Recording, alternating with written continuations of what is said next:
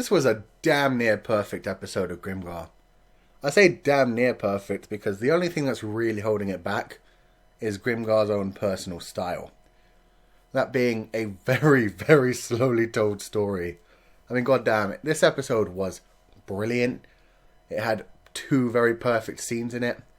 The thing is, there wasn't really anything between those 2 perfect scenes. And really, those 2 perfect scenes could have easily filled out 10 minutes of an average anime. But with Grimgar, it was stretched out into the full 24-minute runtime.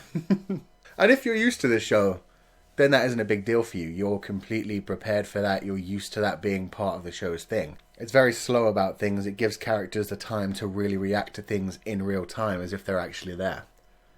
Case in point, when they were saying goodbye to Manato for the final time and giving him his badge, everything was so damn slow. Haru had his little point of going up and talking to him and saying goodbye. Shihoru got her moment to go and say goodbye and talk about how they bought him the badge. Then there was the moment when Shihoru and Yume just started crying and hugging each other, and it took everyone a good amount of time to leave. And they all left one by one. Ranta was of course the first one to leave because he prefers to be off by himself when he's grieving. Despite that, they still took the time to show that Magzo took a bit longer to leave but still went off by himself. And then they finally had haruhiro and Mary actually leave together. So it was a very slow ending to the episode. It was still goddamn beautiful. That song that they had playing this time perfectly matched the situation. I think it was called Harvest, unless I'm getting that wrong. It looked like it was called Harvest, and it was just a gorgeous song that suited Manato's proper farewell. It was so damn emotional.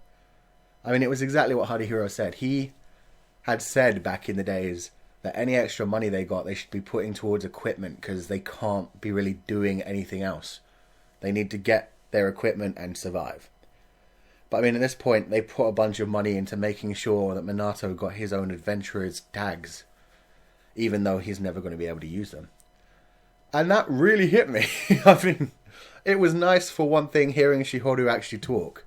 She got a moment in the last episode to really speak up about how she cared about Mary too, and that was nice.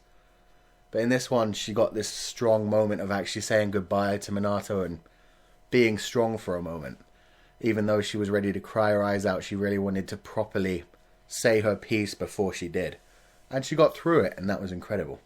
The other part of this episode, which was just incredible as well, was them finally getting revenge for Manato. And goddamn, that scene was a straight 10 out of 10 the whole way through. It was very well done. It was very tactical. And they were very smart about things again, because they were very show don't tell. I mean, from the beginning of the show, we always were shown that goblins had their unique personalities and weren't just mindless monsters. And this one again, we were shown several of the goblins playing cards. One of them was having a nap. The black one was actually playing chess with the one that fires the crossbow. And at one point, there was even this humorous moment where one of the other goblins was aiming at his friendly goblin and just pretending to shoot him in the back. Literally saying, bam! The kind of thing a childish human does when they're not really taking things seriously.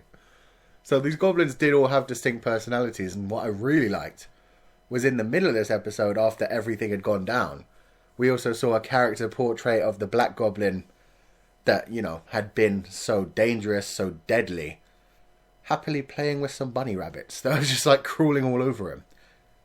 It's a really conflicting feeling. I mean, every time at the end of one of these episodes, they show the goblins acting human and being cute and in their own goblin habitats.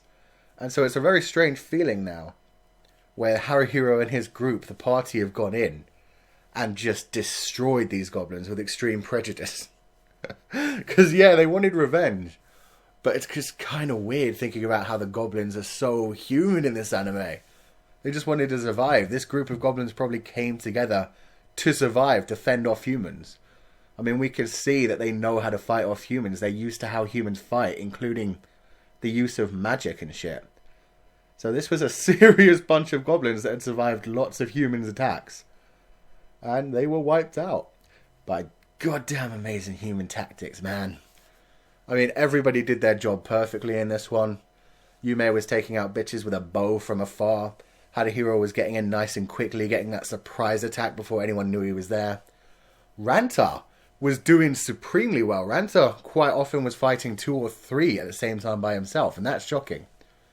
And Magzo was just being a beast. Being a completely different kind of person from when he's normally just chill and super sweet and soft. When Magzo goes into battle, shit gets serious. He starts screaming out at them, "This isn't gonna faze me!" Like that one moment we got of him snapping at Ranta. That's him all the goddamn time when it comes to him fighting. And that was just amazing to see. Shihoru even helped with her magic at one point, even dashing out in the middle of the battle just to make sure that she could put one of them to sleep for Magzo. Every one of the team was just supporting each other. Hell, even Mary went into melee to back up Haruhiro when Yume got downed. It was just perfect. This battle went out without a cinch. It was emotional. There were moments you thought everyone was going to die. Because seriously, when Yume got pinned against the wall by the lance, I was so terrified at that point. And then we saw Mary get hit by a goddamn arrow in the back. It was kind of painful. And I just loved Haruhiro as well when he fought the Black Goblin. He really wanted to take that guy down because he thought that that was the one that had taken out Manato. He was seriously going after him, trying to make it a painful end. To the point where they kind of got lured into a trap. I mean, it was obvious that when the Black Goblin had led them back to the roof, there should have been something waiting for them there. They should have been much more cautious than they were, but still. It was just amazing. And then Haruhiro really got good at the end. He threw out his cloak knowing that the crossbowman was going to fire at it straight away. Dashed out and finished him off. So this episode was incredible. We've seen hints that Haruhiro and Mary are going to end up together because Mary is seriously into Haruhiro at this point. She's calling him Haru. She's showing him her smile. She's getting a lot closer to him than ever before. And even when he mentioned her dead friends, even though she was sad about the whole thing, she still said, "Hearing you talk about it isn't the bad part." Clearly showing that she likes that he's talking to her. So, yeah, other than the fact that this was a slow episode, it was goddamn gorgeous the whole way through and I loved it. Really emotional both when it came to the battle and getting revenge, and then when it came to the funeral kind of thing and really just saying goodbye again.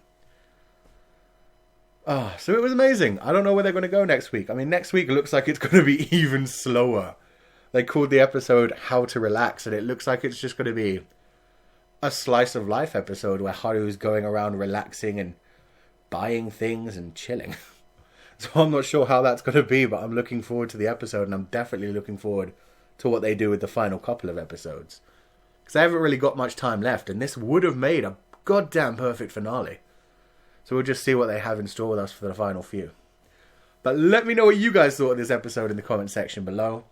Did the slowness get to you, or did it heighten the emotions for you? For me, it was a bit of both. They were walking a very fine line on this one.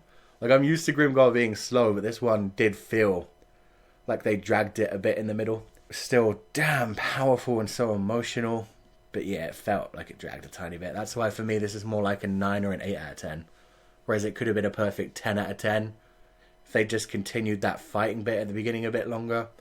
Or added a bit more talking towards the end. Still loved it. Still my anime of the season so far, but we'll see what comes in the future. So let me know your thoughts, and I will see you guys next time.